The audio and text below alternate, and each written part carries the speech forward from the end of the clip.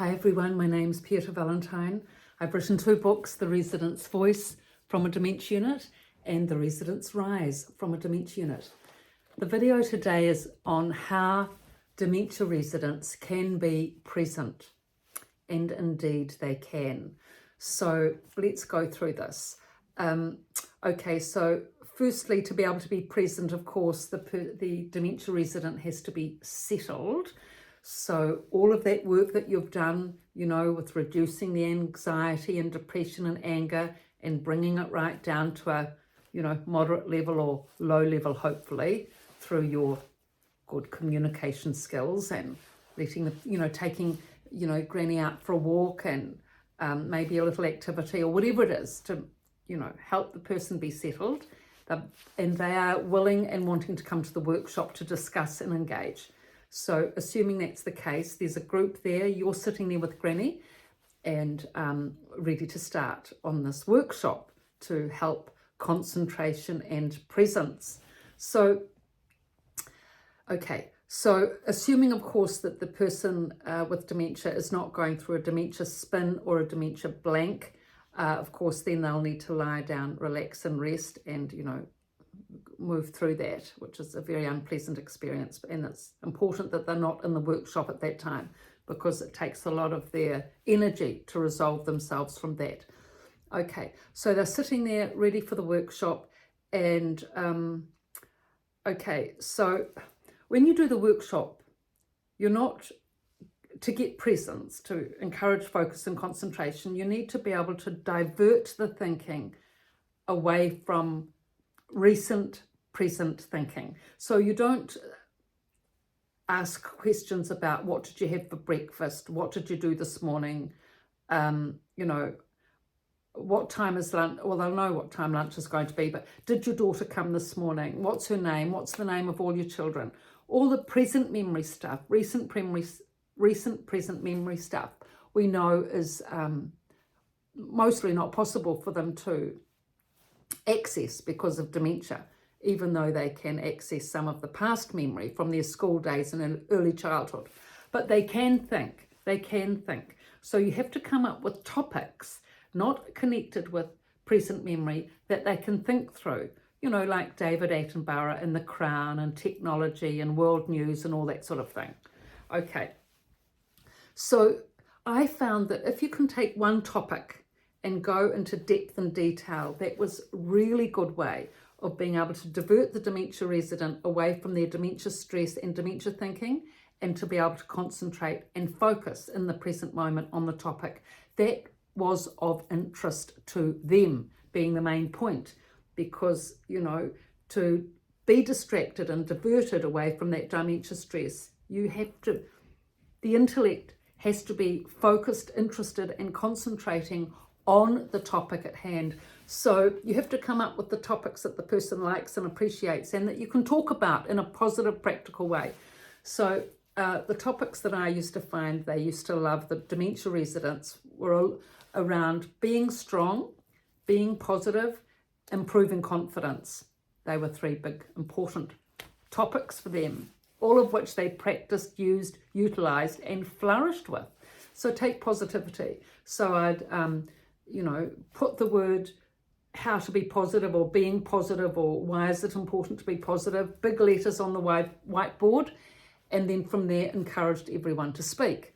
So, and then I'd write up the name and the comment of the person as they were speaking, the date on the whiteboard, everything's there and clear for them to read.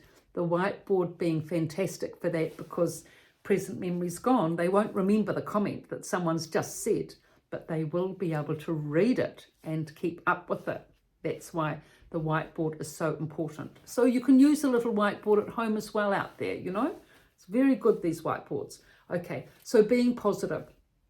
Some of the comments that the residents used to come up with was, why is it important to be positive? Well, it's important to be positive to live here.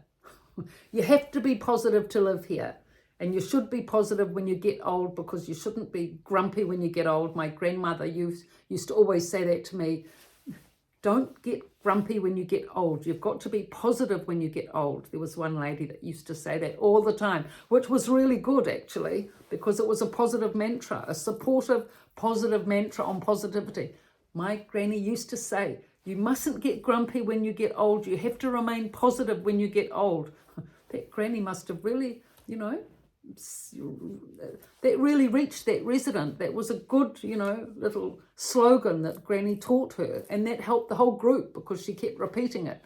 So positivity and mental strength, thinking strong, being strong.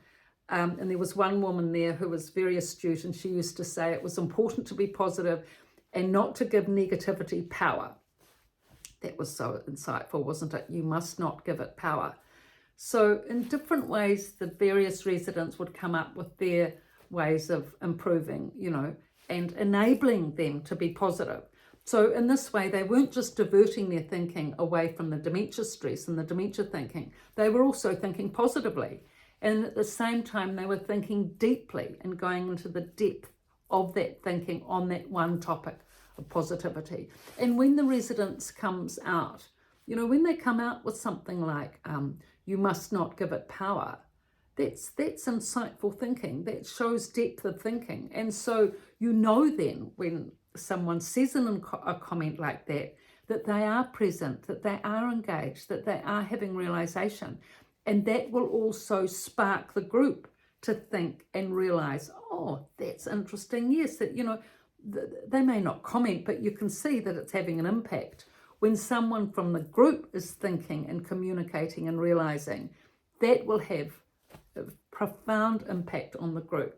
So these sorts of discussions and of course, when you're facilitating a topic like this on positivity, of course you start to feel positive.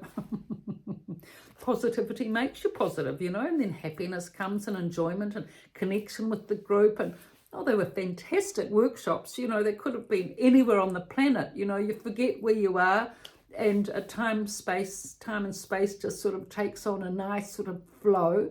Yeah, that's presence and flow. And these residents would talk and discuss this topic like this often for 1.5 to 2 hours. And the reason why they could concentrate and be present for so long is because they didn't have the distraction of scrolling through iPhones, getting back to notifications, scrolling through the TV. No.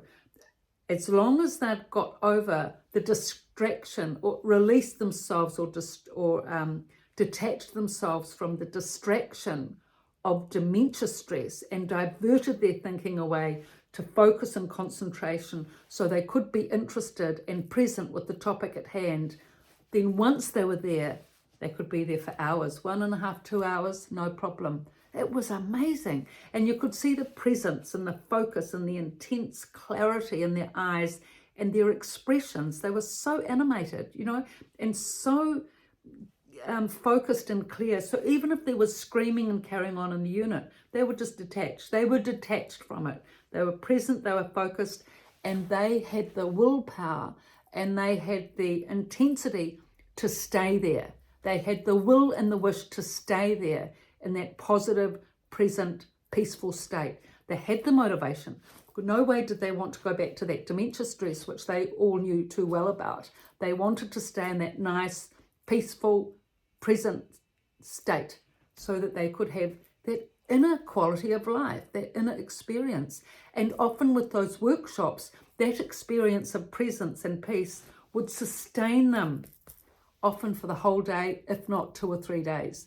So this is how it works. And once they start to get that experience of presence and concentration, more and more they want to read and engage and concentrate and think and be involved in activities to be able to get that channel of thinking, that positive channel of thinking through the intellect where there is that concentration and presence, so that they can more and more detach and distance from that dementia stress. And this is what this work is all about, and this is what we will be speaking about further in the future videos, and of course what is outlined in detail in both books.